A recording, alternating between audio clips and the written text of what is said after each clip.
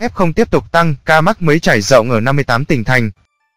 Bộ Y tế cho biết, ngày 3 tháng 11 cả nước ghi nhận 6.175 ca mắc COVID-19, tăng 562 ca so với ngày trước đó. Các ca mắc mới trải rộng tại 58 tỉnh thành, với 2.766 ca cộng đồng.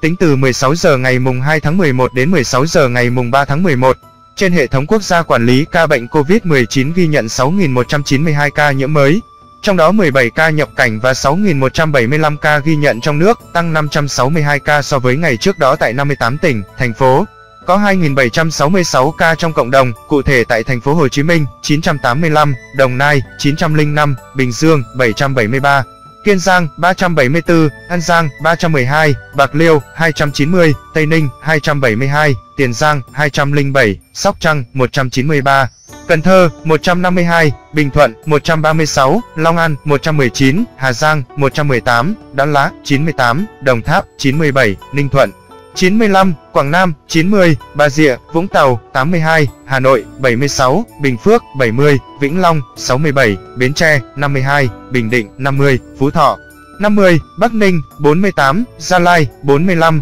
Hậu Giang 40, Trà Vinh 36, Thừa Thiên Huế 35, Bắc Giang 32, Thanh Hóa 29, Quảng Ngãi 29, Khánh Hòa 27, Điện Biên 25, Nghệ An 20, Lâm Đồng 18, Hà Nam 11, Quảng Trị 11, Hải Dương 11, Đắk Nông 10, Phú Yên 10, Ninh Bình 9, Nam Định 9, Kon Tum 9, Quảng Bình 8, Sơn La 8, Hải Phòng 6, Lạng Sơn 5, Thái Bình 5, Quảng Ninh 4, Đà Nẵng 4, Lào Cai 2, Hà Tĩnh 1, Vĩnh Phúc 1, Thái Nguyên 1, Hòa Bình 1, Bắc Kạn 1, Hưng Yên 1. Trong ngày 3 tháng 11, Trung tâm Kiểm soát Bệnh tật Ninh Thuận đăng ký bổ sung 914 ca về địa phương từ vùng dịch, đã được cách ly, lấy mẫu từ các ngày trước tại Ninh Thuận trên hệ thống quốc gia quản lý ca bệnh COVID-19. Kể từ đầu dịch đến nay, Việt Nam có 939.463 ca nhiễm, đứng thứ 40 phần 223 quốc gia và vùng lãnh thổ, trong khi với tỷ lệ số ca nhiễm 1 triệu dân, Việt Nam đứng thứ 151 phần 223 quốc gia và vùng lãnh thổ, bình quân cứ 1 triệu người có 9.528 ca nhiễm.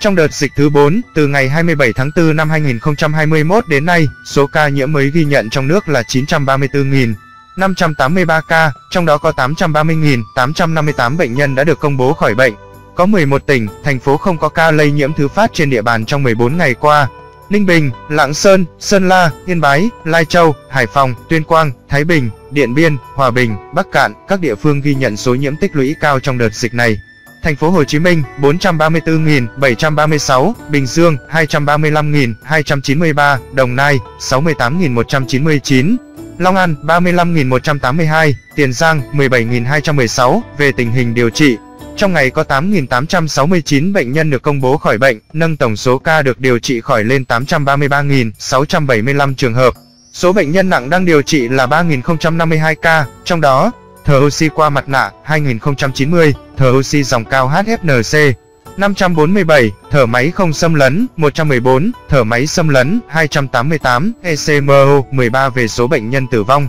từ 17 giờ 30 phút ngày 2 tháng 11 đến 17 giờ 30 phút ngày 3 tháng 11 ghi nhận 78 ca tử vong. Trong đó tại thành phố Hồ Chí Minh 40, Bình Dương 13, Cần Thơ 4, Đồng Nai 4, Tiền Giang 3, An Giang 3, Bạc Liêu 2, Long An 2, Kiên Giang 2, Ninh Thuận 2, Vĩnh Long 1, Bà Rịa, Vũng Tàu 1, Bình Thuận 1. Trung bình số tử vong ghi nhận trong 7 ngày qua là 61 ca ngày. Tổng số ca tử vong do COVID-19 tại Việt Nam tính đến nay là 22.283 ca, chiếm tỷ lệ 2,4% so với tổng số ca nhiễm. So với thế giới, tổng số ca tử vong Việt Nam xếp thứ 34 phần 223 quốc gia và vùng lãnh thổ. Số ca tử vong trên 1 triệu dân xếp thứ 133 phần 223 quốc gia và vùng lãnh thổ. So với châu Á, tổng số ca tử vong Việt Nam xếp thứ 10 phần 49 quốc gia và vùng lãnh thổ. Số ca tử vong trên 1 triệu dân xếp thứ 28 phần 49 quốc gia và vùng lãnh thổ. Về tình hình tiêm chủng, trong ngày 2 tháng 11 có 972.790 liều vaccine phòng COVID-19 được tiêm. Như vậy,